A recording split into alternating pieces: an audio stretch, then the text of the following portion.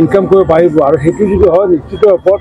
অসমৰ GDP আগবাঢ়িব মাননীয় মুখ্যমন্ত্ৰী ভাবাৰ দৰে যে 1ৰ পৰা 5ম স্থানত নিশ্চিত ওপৰত মহিলাসকলে আত্মনিৰ্ভৰ হ'লেহে আমি সেই স্থানত স্থলাভিষিক্ত হ'ম। আজি নলবাৰীৰ হাতত নিজে বিপণীসমূহ পৰিদৰ্শন কৰিলে কিছু ছুটিও ল'লে কি কয়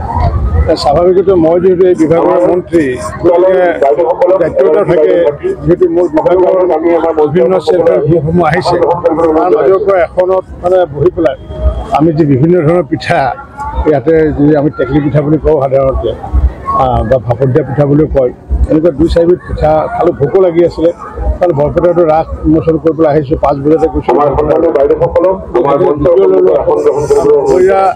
লগত মোৰ এটা সম্পৰ্ক আগৰ পৰা আছে মই যিহেতু ইয়াতে নিজৰ চুচুৰবাৰী ঘৰ মোৰ ইয়াতে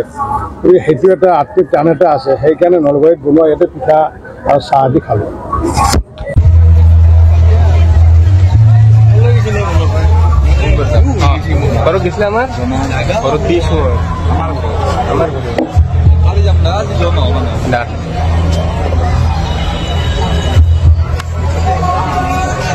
সকলোকে